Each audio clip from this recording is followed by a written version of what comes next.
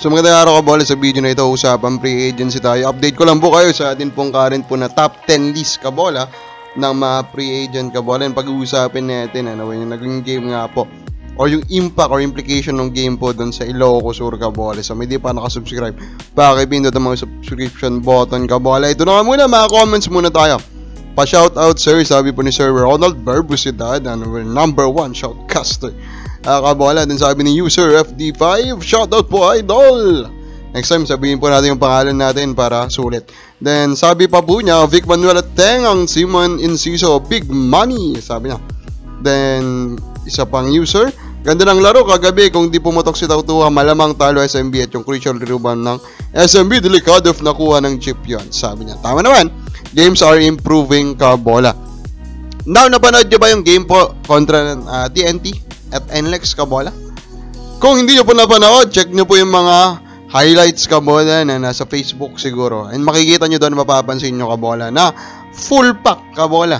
Yun pong arena nila doon. Candon City Arena po ata yung pangalan Kabola. At nagkagulatan, nagkagulatan yung mga fans. Hindi nila inakasahan, Kabola na, uy, kaya pa palang pumuno po ng PBA? Totoo ba yan? Diba? Ang dami pang nagtanong, daming kumwestiyon Kabola.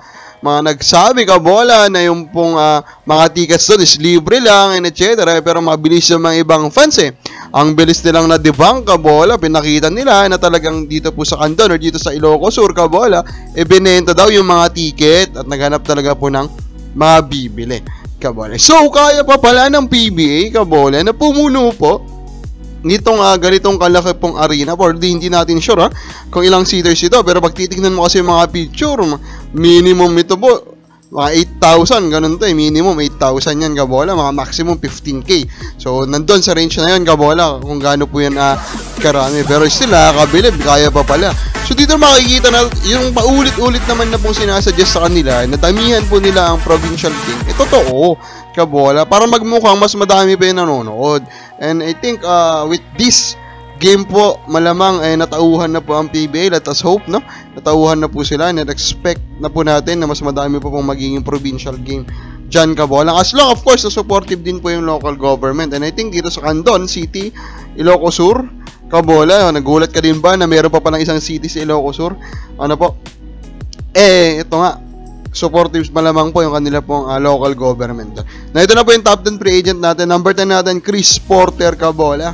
So I'm still a believer of Chris Porter. Naging injury prone lang ito Kabola, pero ang modern big man, mahirap maghanap ng ganon Kabola.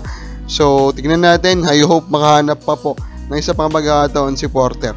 Number 9, Carl Brian Cruz. Unti-unti na niya nakukuha yung laro niya po sa MPBL Kabola.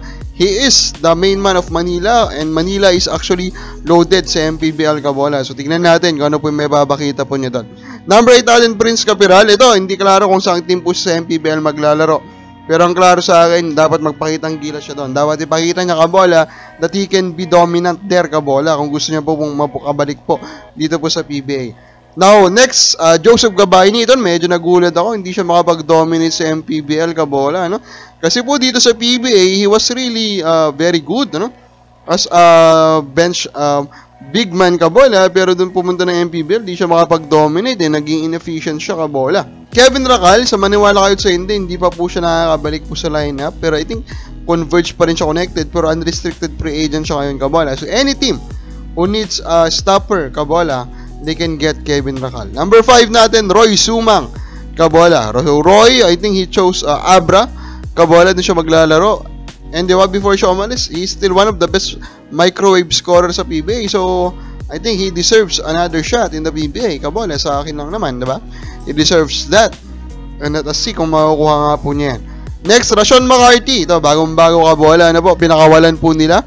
So, Rashawn McCarthy, big guard Kabola. He will play with Alex Cabagnot sa Bacolod, if I'm not mistaken. Tignan natin kung makikapag-dominate siya kasi he scored very well dito po sa PBA.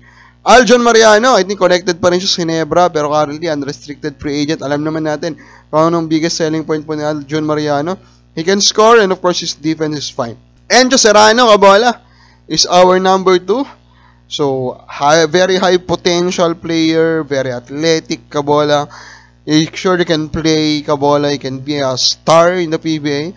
Pero ang tanong, gusto pa ba niyang bumalik sa PBA? Number 1 natin, Greg Slaughter. Confident na po si Snow Badwa and the Spin.ph reporters, columnist Kabola, na maglalaro po siya sa Manila. So with that, it means na mas malaki na po yung possibility na makabalik po siya sa PBA. Ang tanong, makakabalik ba siya sa PBA? Kababal sa palagay mo, makakabalik ba si Greg sa PBA? Comment lang po sa baba.